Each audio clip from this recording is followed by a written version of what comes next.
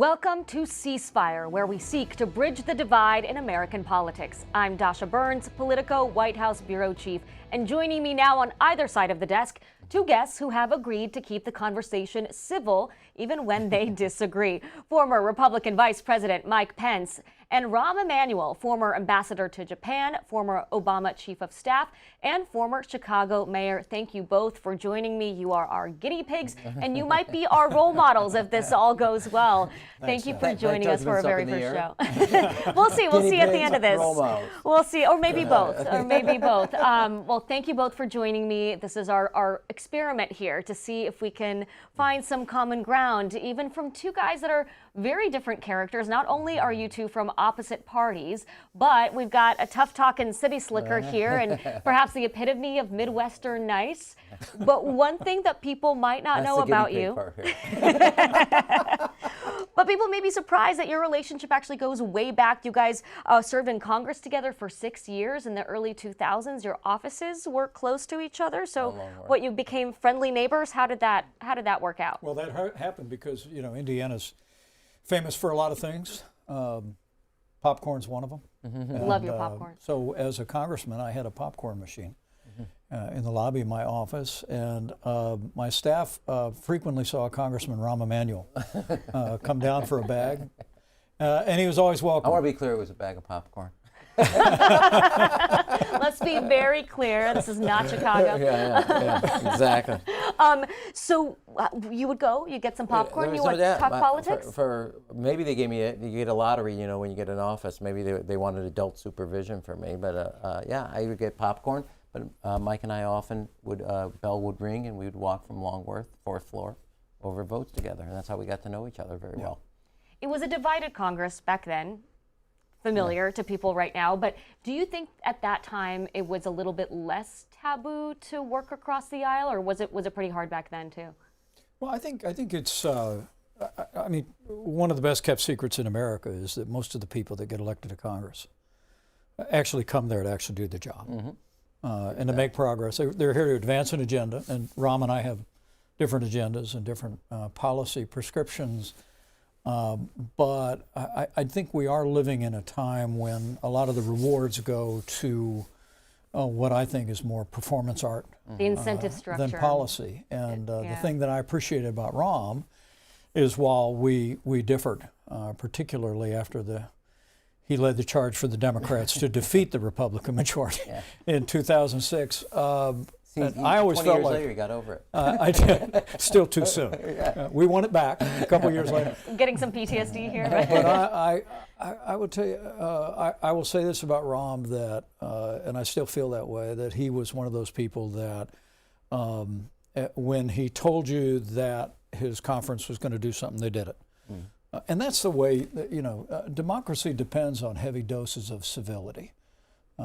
And maintaining the ability to find things that we can agree on begins with civility, and it was a different time back then. What did civility look like for you back then? I don't want to speak for the Republicans or for Mike on this situation. The Vice President is, everybody knew when I took over the campaign committee for the House, that was my job, that was my responsibility. It didn't mean that when we were in the halls and in committees, we weren't going to work together. It didn't mean that. And we do have different agendas. But as Mike and I just saw each other right before we got here at the table. First thing we always do, he gives me a rundown on his kids, I give him a rundown on my kids. He has a son and a son-in-law in the armed forces. I have 2 out of my 3 children are in the armed forces as well, same branch. And we check in on each other all like that. And Parents before partisans? Oh, without a doubt. And I always tease him about this, because he knows this. What am I about to do? He owes my son $10 from a bet on the 2008, and he has never paid. But here's the thing. Well, this is exactly what this table is for. Fork it over. I want a 6% interest, not a 2% interest. But the serious thing is, we disagreed on things, but we didn't see this as Braveheart, Hunger Games, where we were going to try to kill each other. Now, I do think, and I'm resistant to this, but because I don't think blaming social media for everything means you've absolved yourself of your own judgment and responsibility, but social media has forced people into ideological ghettos. And it exacerbates, and the fundraising apparatus also exacerbates that. So one of my first bills was the Great Lake Restoration Act to restore funding for the Great Lakes. All the members of Congress from the Midwest who border the Great Lakes signed on to it. Right. And I'm chair of the DCCC to win back that. It's President Bush that signs it into law. Do you think that could happen now? Yes, I do. I mean, look, You're such an optimist. I heard Mr. today Vice on my way President. over the National Defense Authorization Act Yeah. is being debated, and as Rahm said, we both have members of our immediate family serving in the military, and I think the ability to work together when it comes to our national defense, when it comes to national security, when it comes to regional issues, it's all still there. It's all still there.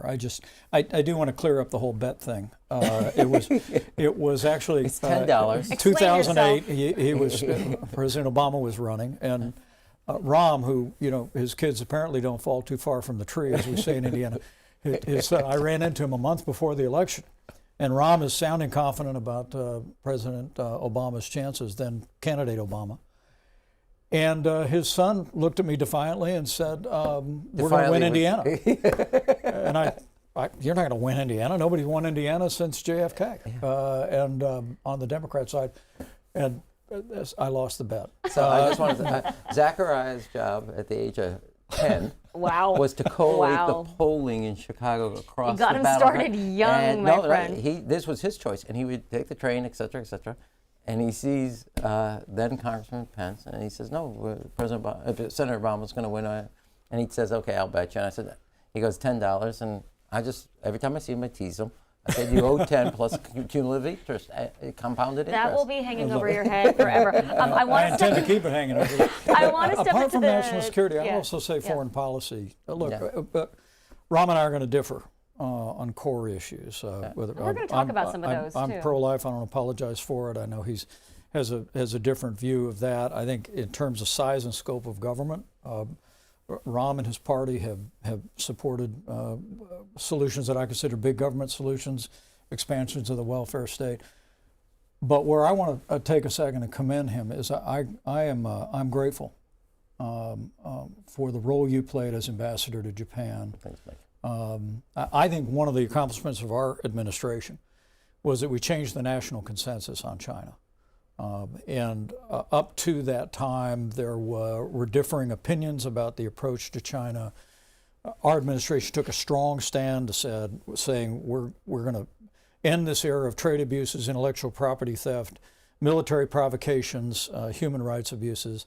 And I will say that our ambassador to Japan was one of the most clarion voices in the Asian Pacific, calling out China unapologetically. And I've said that publicly. I say it again today. I'm grateful for it. And obviously this morning, we all are heartened by the progress toward peace. The very idea that the hostages will be restored to their families. Yeah, let's take a step back there for a minute. It is is deeply moving to me, and I also want to acknowledge on issues affecting Israel. While we've had different views of leadership in Israel, I'm very great admirer of Prime Minister Netanyahu, but I recognize that Rahm, with a deep personal history, family history, your father fought in the War of Independence in Israel, has played a leading role in ensuring that our support for Israel is not partisan. Yes. And that it to this day, with frankly, I'll say this, Rahm, is there are voices on the left that are challenging U.S. support for Israel. There are also populist voices on the right that are beginning to question U.S. support for Israel. But I believe the broad mainstream of the country is where we are. Can I return the favor? Let me just really quickly, you'll get a chance to, because I do want to talk about this issue. Just for those who are tuning in right now, momentous week here. It does seem that the phase one of the peace deal proposed by President Trump has been agreed to by Israel, by Hamas, hostage exchange coming soon. The killing is going to stop. Still a long way to go. I want you to just take a listen real quick to President Trump this week. Take a listen. The whole world came together, to be honest. So many countries that you wouldn't have even thought of it. And they came together. The world has come together around this deal. The president there talking about unity. Do you both think that Democrats and Republicans can unify around this result? Rahm? Yes. I think, first of all, look, one, and I have no problem saying it, President Trump deserves credit here. Some in my party won't say that. He does. I also think it accrues to America's benefit. And that is, Agreed. The United States is the essential power around the world. We shouldn't back off from that responsibility. And we just proved this in spades, something that neither Russia, China, or any other country could have done what we just did. And that's good for the United States, and that means power doesn't stay in the region. It exudes and goes into other regions of how important. I also want to call out, either Bibi Netanyahu or the leadership of Hamas would have done this if it wasn't also pressure from the Israeli public or the Palestinians in Gaza Strip. They deserve a call out for their own pressure, never giving up, going down to the vigils for the hostages, never giving up in the sense of pressuring. Today in an election, Hamas couldn't win, and they know that. And so to me, this is an example of, yes, President Trump and his administration, I have no problem saying that. But one thing I do know about the Middle East, and it's not a but part, this is the first chapter of what comes next, not the last chapter of what just closed. Right. Where this goes, will the president and administration stay not only engaged, but shape this to something better? And the second thing is, and we have an agreement on another issue, Ukraine, will the president take the lessons of how he applied pressure on Bibi Netanyahu to apply pressure on Putin, who is in a very vulnerable, weak position across the globe and in the region and in this war, which is a huge mistake, and he knows it. Will he take this lesson and do what he has never done in his career, apply pressure to Putin? Well, I mean, it's pretty remarkable that we are launching a show called Ceasefire on a week where there is a ceasefire in the Middle East. You both have been part of negotiations that are high stakes like this. You have experience in the executive branch and in Middle East politics. Can you give us some behind the scenes insight as to how something like this comes together, and how do you make it last? Well, I think it takes, and I'm grateful for Rahm speaking plainly about giving President Trump credit here. Look, I think the president's consistent support for Israel, doing what it had to do after the horrors of October 7th 2 years ago.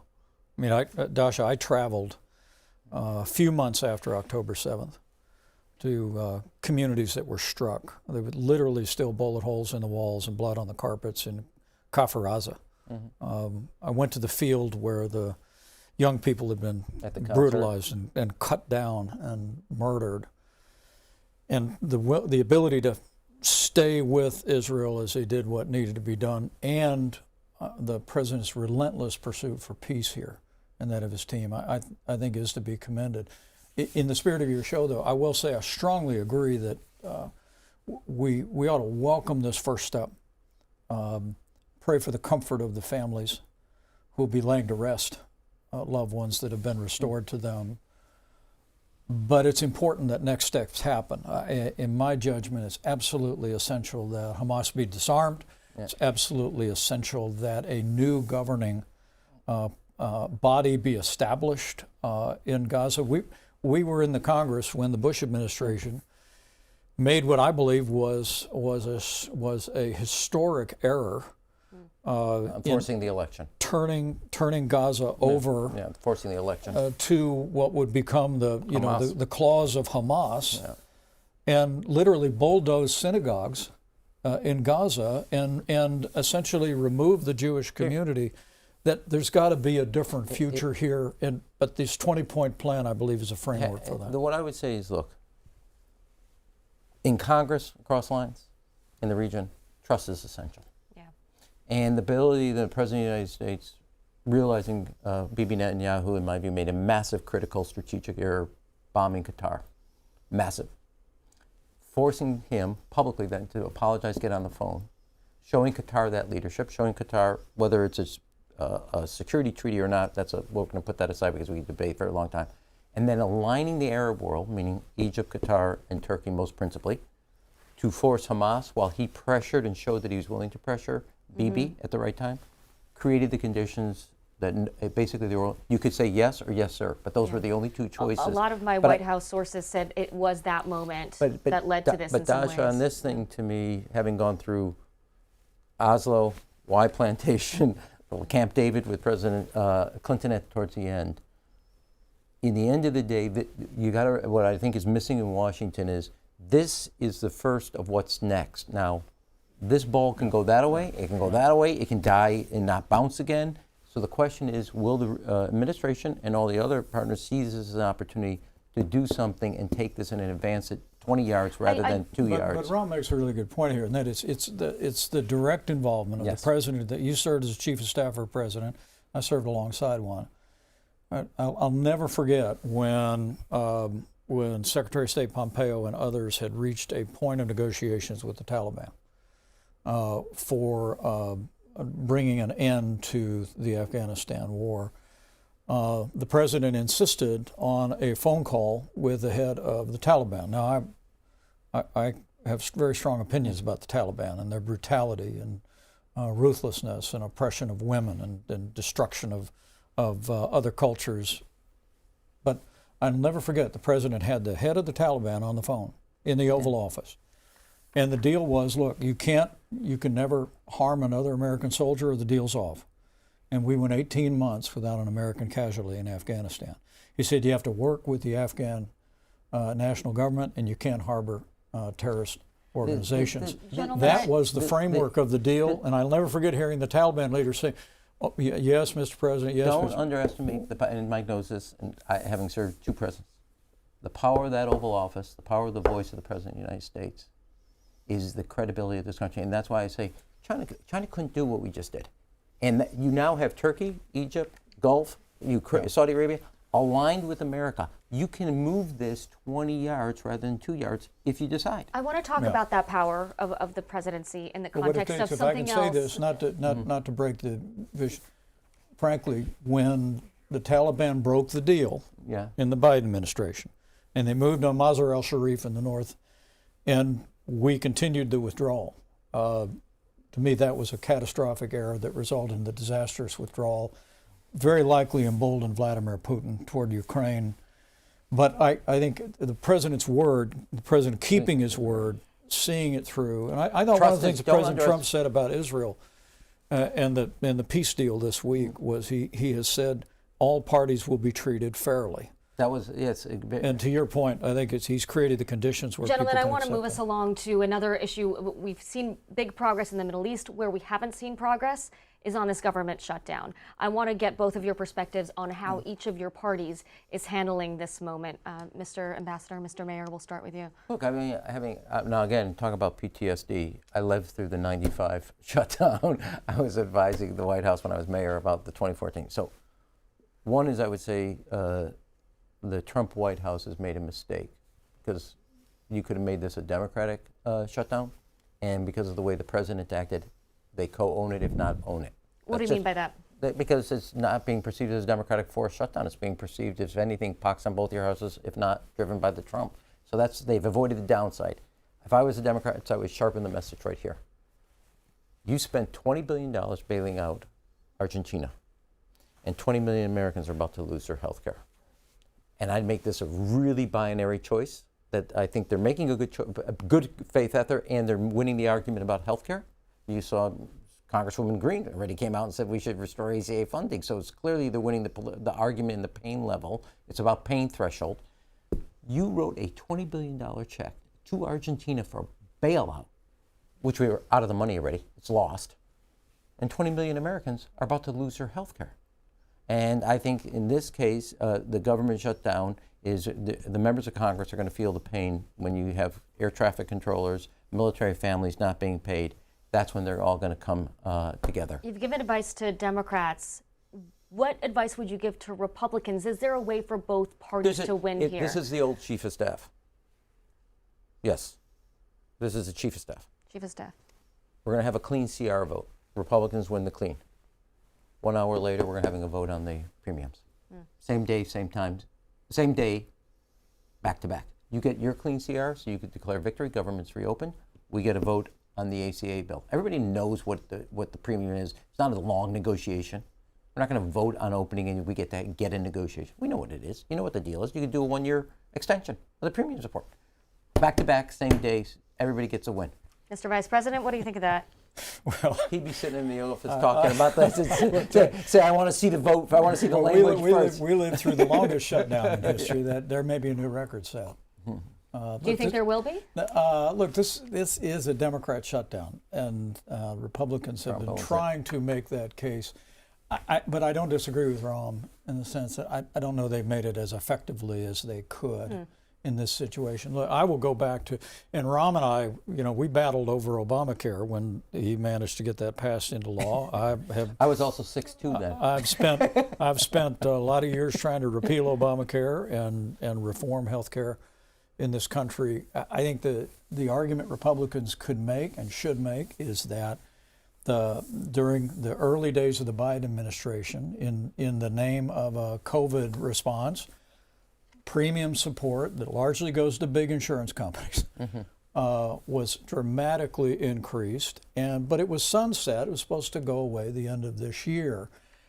I think Republicans could make that case. It's a case for limited government and fiscal responsibility. Mike, you would agree that they have not made that case? I think they could make the case much more effectively. Here's another thing I would do if I was the Democrats. I think they could make the case much more effectively. Now, that being said, what we may agree on is, at the end of the day, the person that will end this shutdown will be President Donald Trump.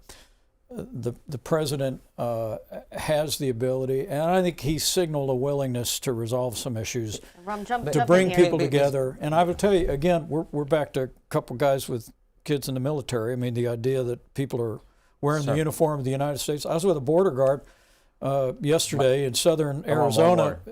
I got one word. He's not being paid. Yeah. What's your one word? Here's if I was beyond Argentina, 20 million Americans, I would start a clock to November 1. That's when everybody's going to get their premium alert. So that's the concern for Republicans, right? They are going to own on November 1. It's only 2.5 weeks away.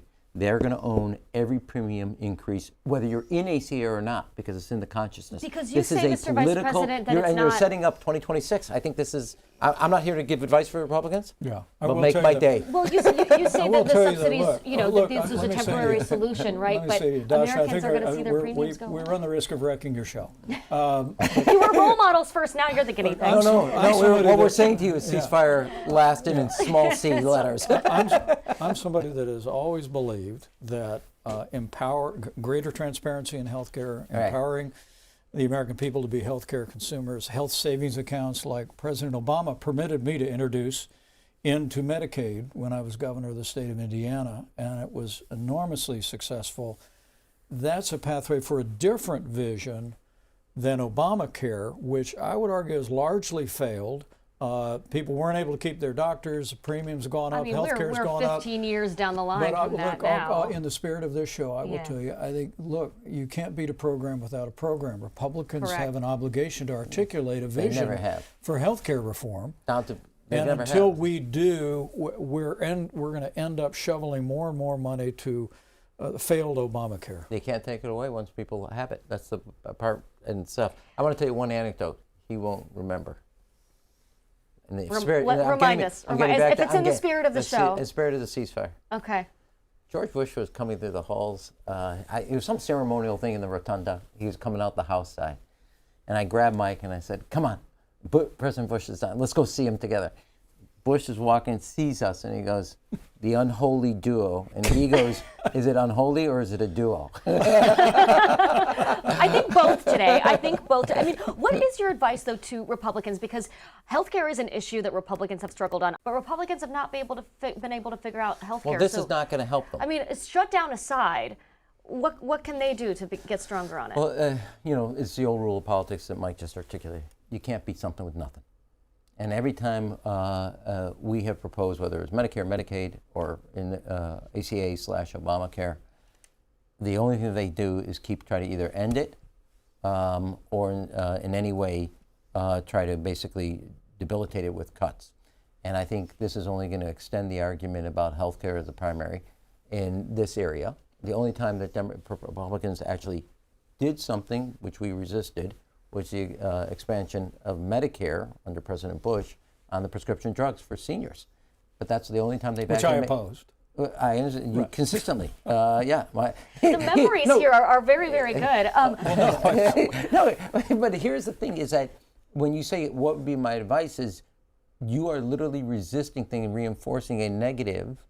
And the biggest issue on healthcare today is not the expansion, which Democrats made. The biggest issue going forward is that you have uncontrolled insurance companies determining what a doctor can tell a patient or prescribe a patient and what kind of medications you get. And I bet you could draft a bill that D's and R's can agree. Okay, I bet you that Republicans could point out that those premium increases that Democrats are going on the wall to defend go to insurance companies. And so, but I honestly do believe, and I want to give some credit to your old boss. Indiana had a pilot program to introduce health savings accounts in Medicaid. It had never been done before. I wanted to dramatically expand that program, which is essentially free market, empowers patients. I received great resistance in the Obama administration until I had a chance to speak to President Obama on the tarmac at the the Evansville airport. There's some pictures around the internet you can find fairly easily. We spoke for about 30 minutes on the tarmac. And he looked at me and said, "I'm not philosophically opposed to what you're suggesting." And we ended up working with the leadership at Center for Medicaid Services. CMS. We received a waiver, and we were able, with a Republican vision of empowering patients, first dollar benefit, health savings accounts. That to me is the way forward. And look, the other dirty little secret in Washington, D.C. is everybody actually wants to solve problems for Americans.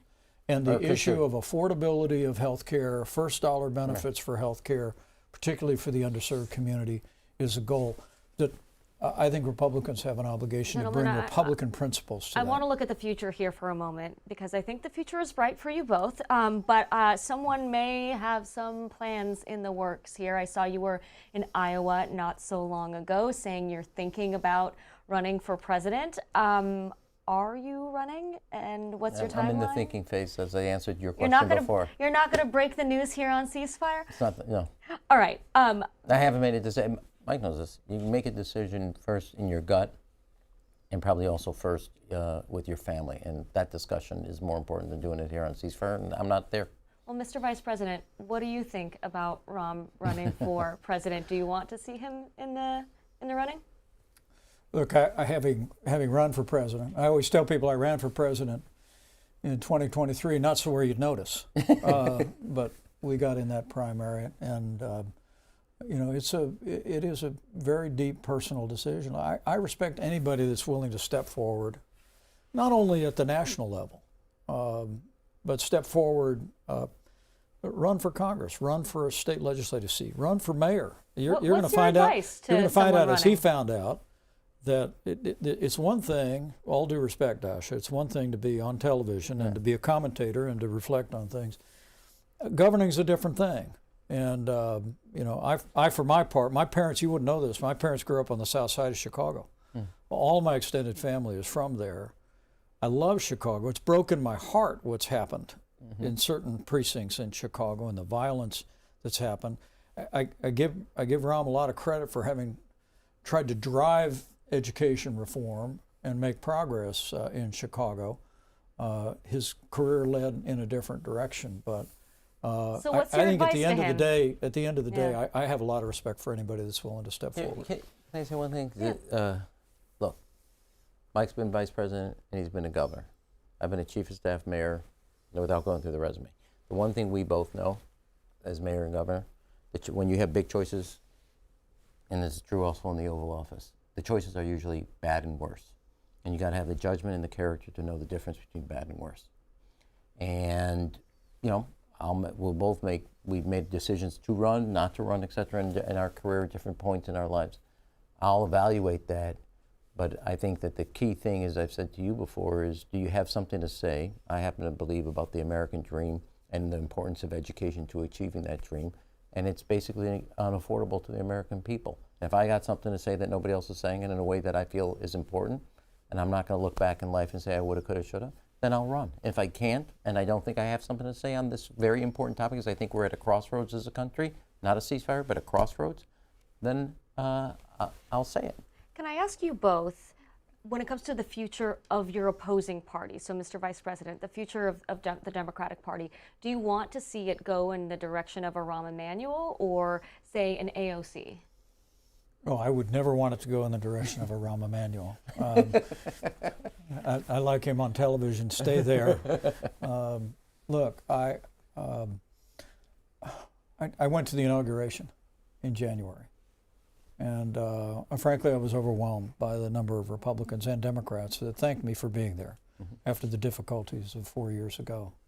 But I knew it was my duty to be there, to celebrate again the peaceful transfer of power. But I had a senator come up to me, Dasha, and put his hand on my shoulder, and he said, "It's great to see you, Mr. Vice President." He said, "This is a funny business we're in." And I looked him in the eye and I said, "It's not a business, it's a country." And he said, "You're right." I mean, at the end of the day, and I don't think I served with anybody better at politics than Rahm Emanuel. And I know he has respect for me and my abilities. But at the end of the day, you know, we're all Americans. And we really have large challenges facing the country. We have a national debt of more than $37 trillion that the one consensus in Washington is that both political parties today are essentially saying, we're going to do nothing about the national debt. We're going to leave it to our children and grandchildren. We have, as Rahm said very forcefully in his role in Japan, China continues its military provocations, it continues to menace in the Asia Pacific. Russia continues to storm forward in Ukraine. Given all of these issues. We've made progress in the Middle East, but there are real issues that we're going to confront as a nation, and we're going to have to figure out a way to talk to each other. Can I give you we have like 10 seconds. Right, 2 seconds. One, what the Republican Party is missing is more Mike Pence. You've answered my question. No, it's more Mike. If you had a Republican Congress and Senate that was more like Mike Pence, there'd be guardrails and bumpers against what President Trump's trying to do. It's an unhinged. He has no control. There's no control. There's no stopping. There's no kind of pause here, and it's a mistake.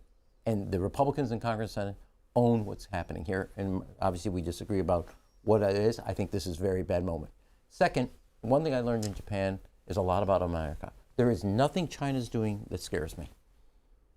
What scares me about the future is division in America and the fact that we see each other as enemies, not as Americans. Mike and I disagree about 99.9% of the things.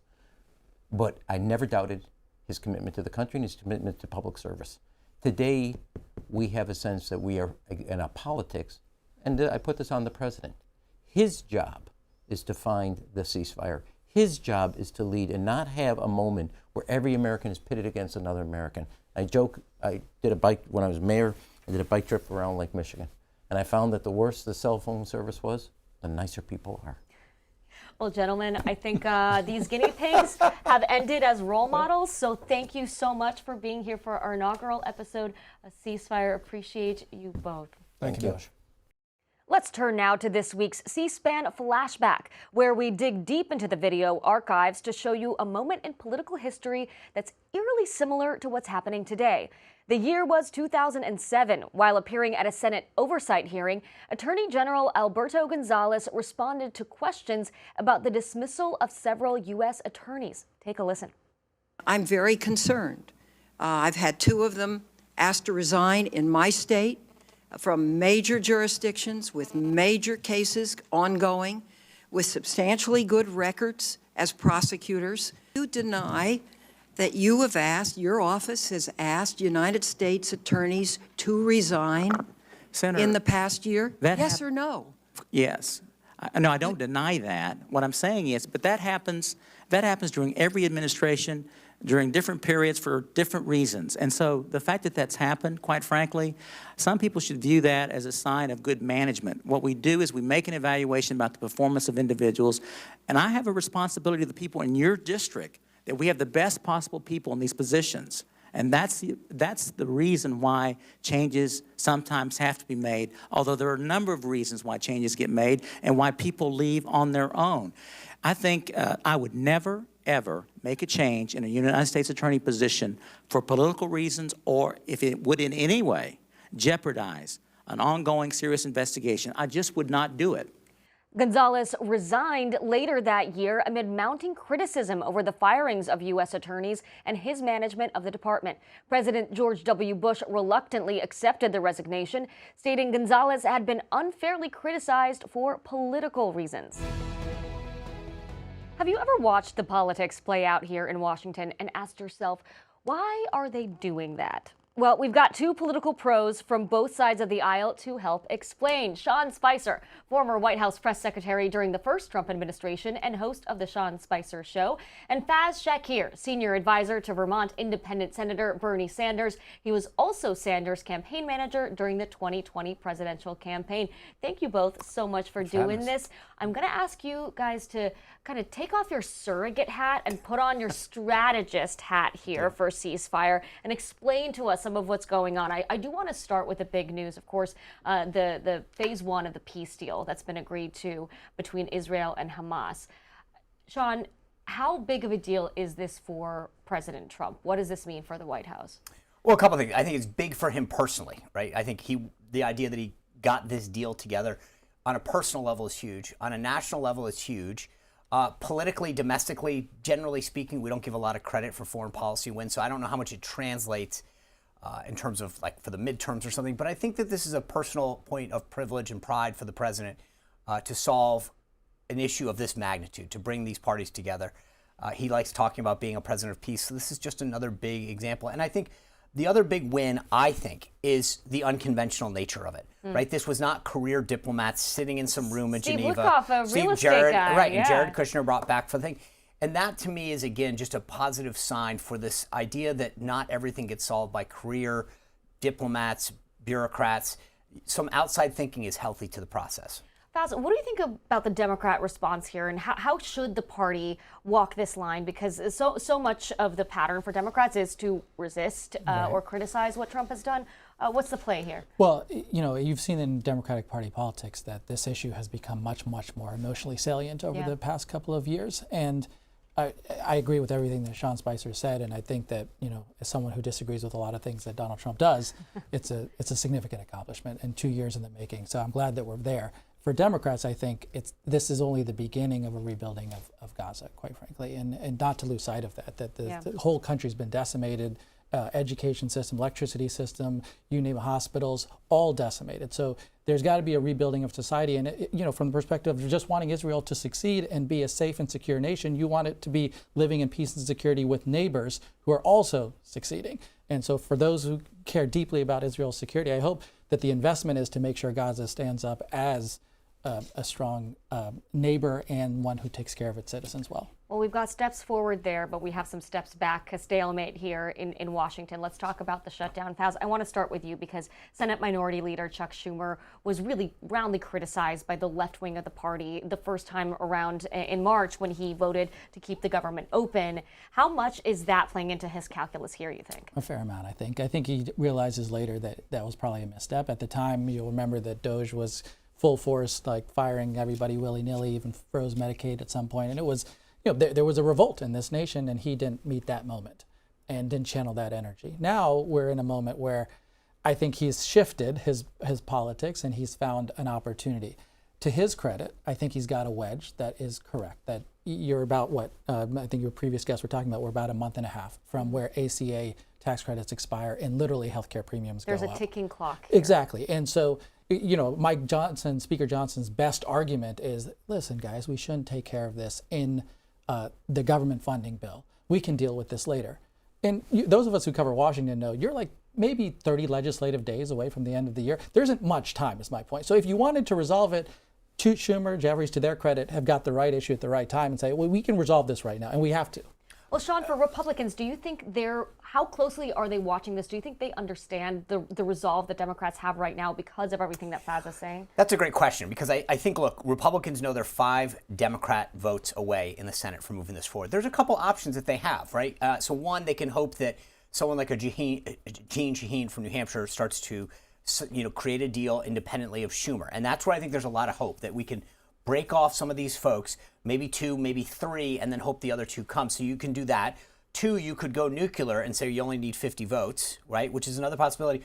Or, which frankly, I think the party has missed an opportunity on my side, which is they should be jamming them on the individual appropriations. They should have started with defense. They should be paying the military and say, great.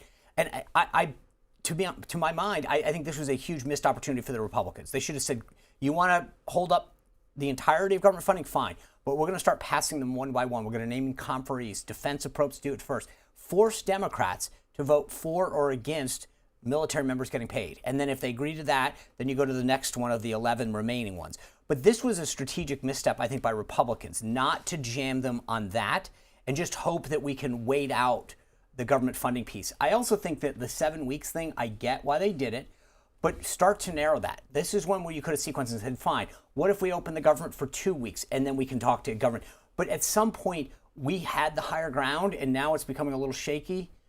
Strategically on this kind of sincere question, what would you say about the ACA tax credits? What should the Republican posture be? Because so the first thing is I think we should agree to sequence it. Have this open the government. Then we should have that discussion. Right. But I think that there is two issues. One, there's a lot of people who need those, right? But there's plenty of room for reform in them. Too much money is going to insurance companies. Something that Senator Sanders would probably agree with. Tony Fabrizio, Trump's chief pollster, his polling is showing that Republicans are going to be in a big mess in the midterms if they don't. I don't agree with that, but I also think that projecting out what you're going to look like 14 months is ridiculous in politics. That being said, I think we have a much stronger way if we took advantage of the fact that we have the majorities.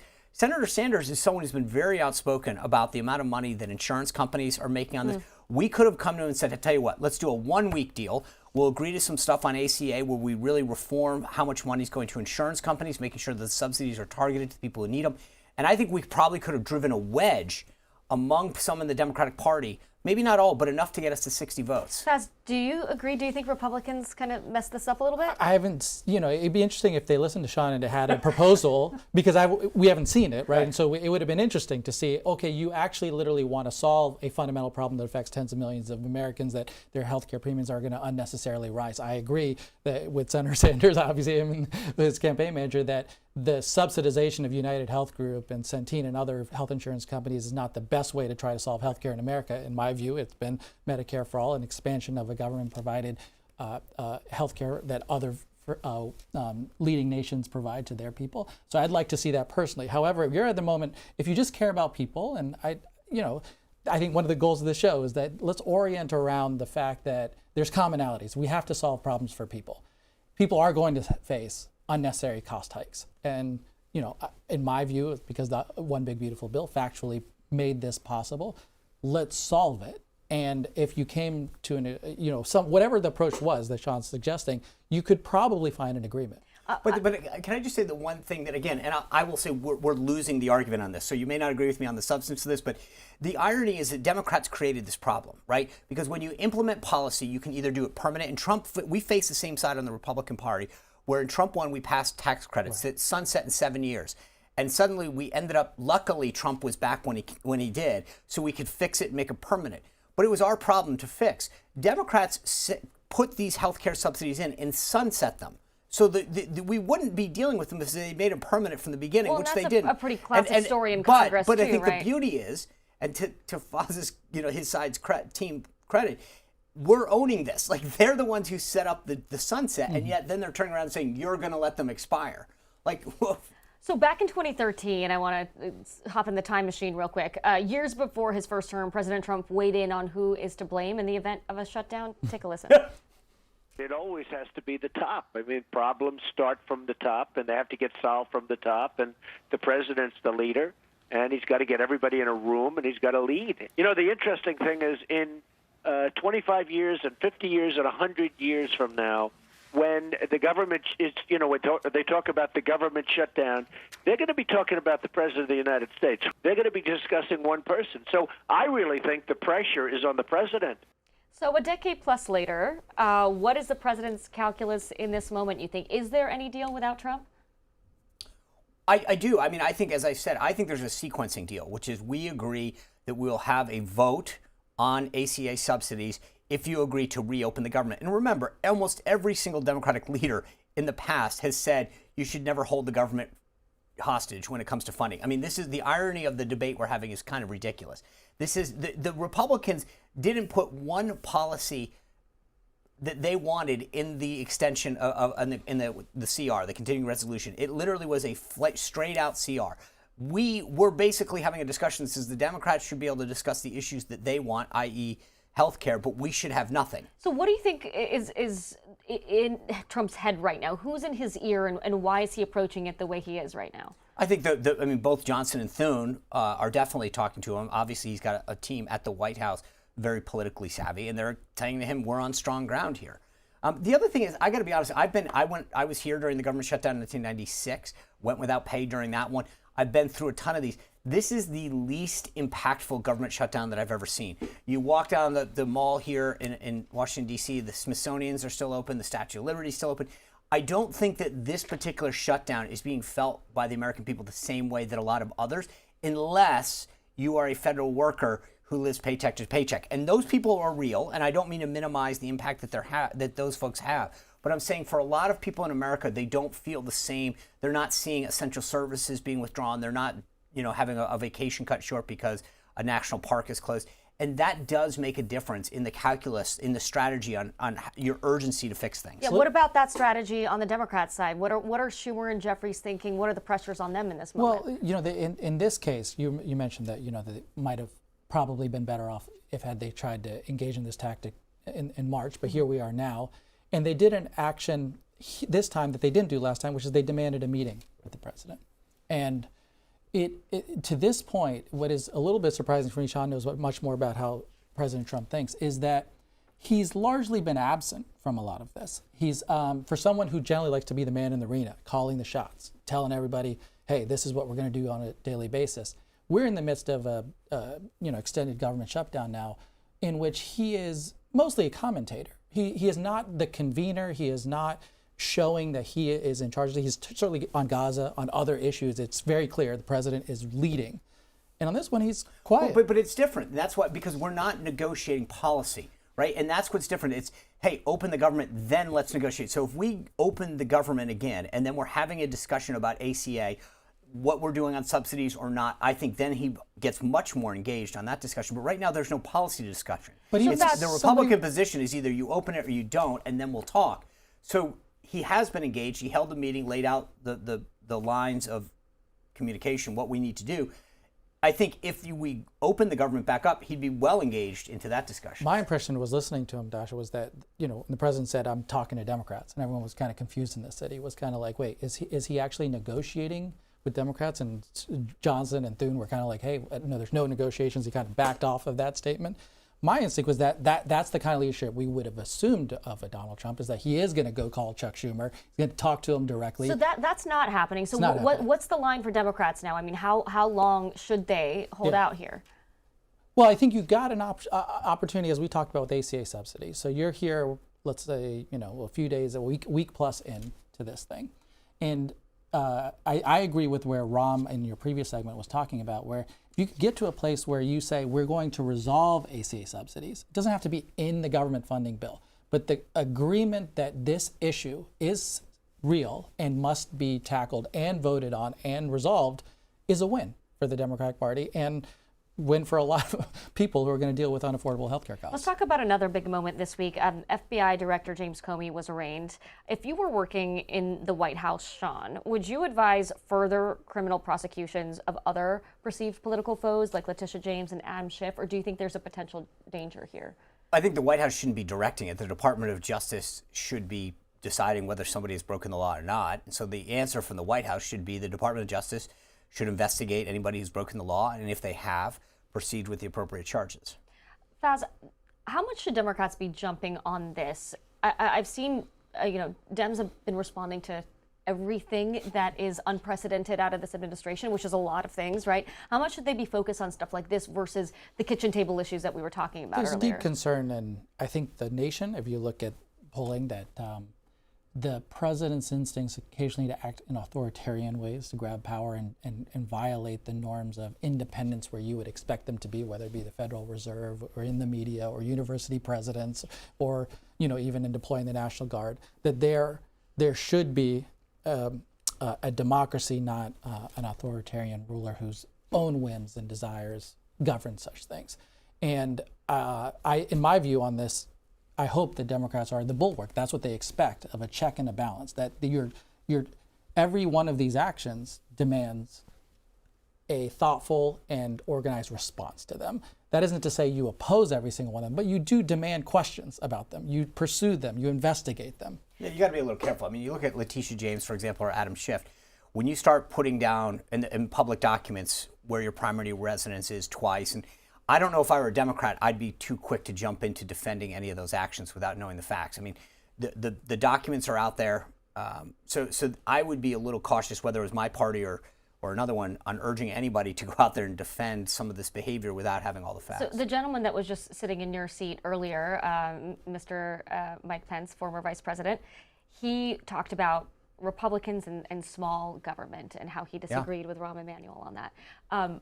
The president sending troops into American cities, is that a good look for the White House right now, or is there a political risk there in that expansion of presidential power? So there's a couple things. There's the political piece, right? And I do think that it's kind of fascinating to me as just a political wonk that you have a president in his second term spending political capital on people who didn't vote for him largely, right? So sending people into blue states, to blue cities, to create safety for them and to alleviate crime. That to me is actually a fascinating sort of dynamic. Instead of the president using all of his power to help his allies that got him elected, hopefully help him in the midterms, he's going places that aren't going to politically reward him. That's number one. Number two. So why is he doing that? Because I think I've known the guy long enough to know that he actually generally believes this. Whether it's New York City, Washington, So you don't DC, think it's a purely political calculus? No. If it was politically calculus, there's a lot more ways. Think about the backlash that he gets in some cases. Why not go to cities where you would get rewarded and thanked in places?